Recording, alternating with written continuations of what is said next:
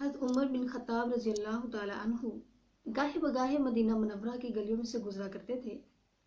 اسی طرح ایک مرتبہ ان کو راستے میں ایک نوجوان ملا جو اپنے کپڑوں کے نیچے ایک شیشی چھپائے ہوئے جا رہا تھا۔ حضرت عمر رضی اللہ تعالیٰ عنہ نے اس سے سوال کیا کہ یہ کپڑوں کے نیچے کیا چھپائے ہوئے جا رہے ہو؟ اور اس شیشی میں شراب تھی۔ وہ نوجوان یہ بات بتانے سے شرما گیا کہ اس شیشی میں شراب ہے۔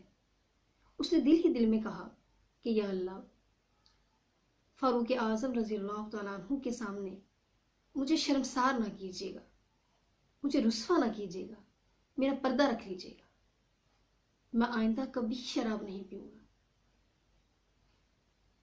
اور امیر المؤمنین کی بات کا جواب دیتے ہوئے کہنے لگا کہ اس میں سرکہ ہے۔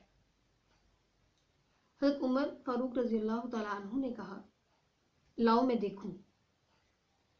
جیسے ہی آپ نے اس بوتل کو پکڑ کے دیکھا تو اس میں سرکہ ہی تھا۔